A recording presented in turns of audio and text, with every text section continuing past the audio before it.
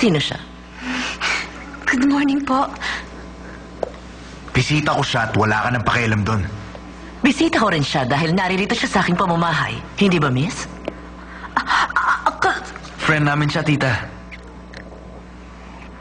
Friend? Yes, tita. Junior namin. Sinama na namin siya sa F4 bilang mascot dahil cute naman siya.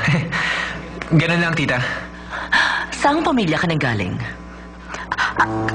Galing po ako. Pwede ko bang malaman kung anong trabaho ng papa mo? Ang papa ko po. Isang businessman. Ganun ba? Maganda ang damit mo. Clothing related. Fashion business.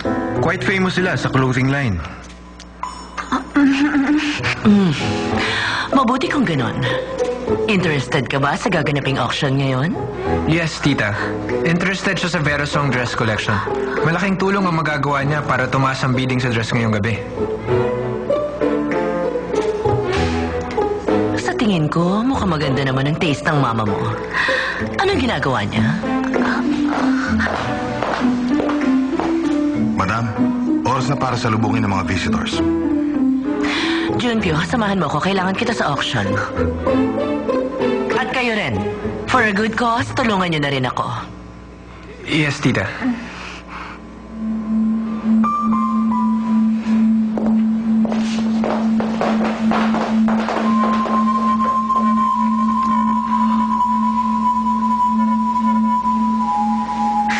Bakit naman kasi kailangan pa magsinungaling? Paano kung malaman niya? Sana sinabi niyo na lang yung totoo. Na dry cleaning service ang business ng papa mo? Kung sinabi mo sa kanya ang totoo, hindi lang ikaw. Ang buo mong pamilya ang magkakaroon ng malaking problema. Gusto mo yon? Sigurado ako matutunaw ka sa hiya. Kapag ikaw ang napagdiskitahan niya. Kung ganon, nagmana ka nga sa kanya.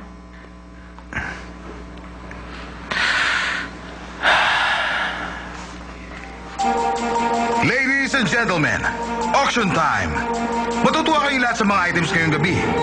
At narito na ang first item natin. At ang auction item ay Marine Boy Swimmer. Park Taiwan's goggles. Ang goggles ni Port Taiwan?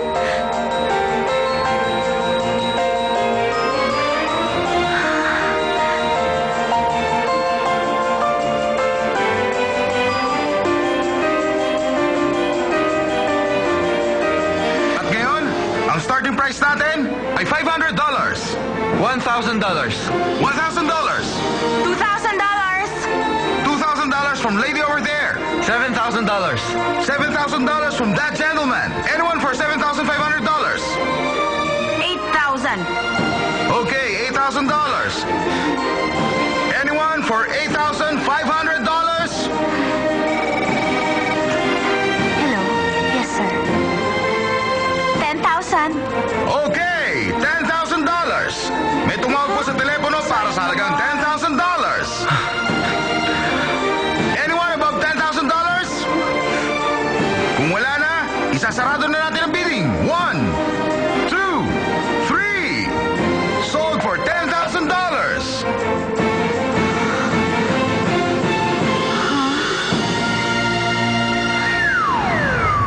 Ang susunod po nating item, yan po, dumarating na. Ang auction item po natin ngayon ay gawa ng isang young ceramics artist. Ang bagong likha ni Su Yi Jung, ang The Object. Simulan po natin sa halagang $5,000.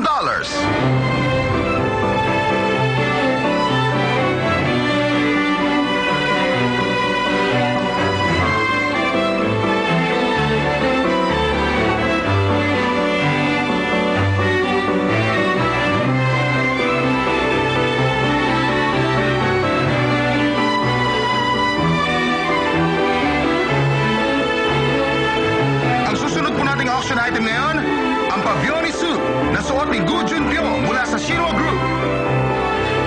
Kung kayo may suot nito, extremely light ang feeling. Halos hindi maramdaman.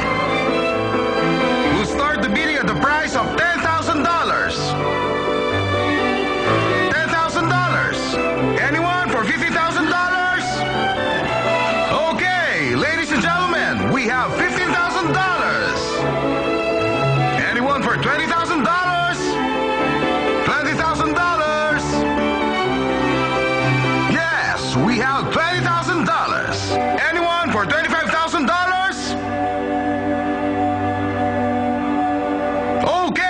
we have $25,000. Talagang napakaganda ng suit na ito, kaya mag-bid pa kayo dyan. Ano pang ginagawa mo? Ikaw na susunod. Napakaganda po ng suit na ito. Pwedeng gamitin up to 10 years. Elegante pa rin. Parang bagong bili pa rin. Anyone for $30,000? Okay, sold. Next auction item, maganda sa paningin. Ang Verasol. New colors. Ladies and gentlemen, Verasol's latest design.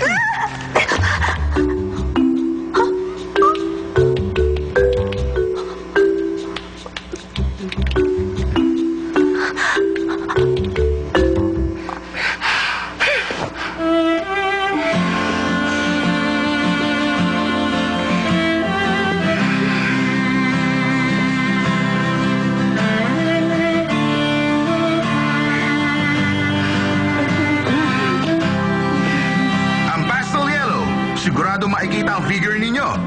At ang golden spangles and beads ang mas magpapatingkad para mas maging elegant ang design na ito. Ang Verasol New Gown Design. Sisimulan natin ang bidding sa $10,000. Okay, $10,000. Anyone for $50,000? Anyone? Okay, $50,000. Ano na ang ginagawa ni Junpyo? Kitang-kita niyo naman po ang Wala naman pong problema sa kanya ngayon, madam. Seryoso na siya sa kanyang pag-aaral. Mapapalingon ang lahat ng tao. Kilala mo ba ang babaeng kasama nila?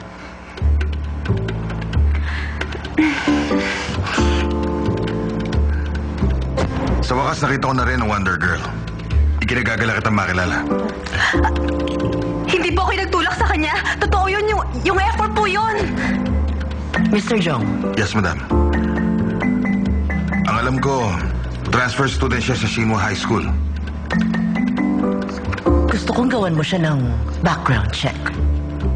Yes, madam. Siguradong high quality ang Verasol dress. Ito ang pinaka-latest season dress at pinaka-popular ngayon sa Paris.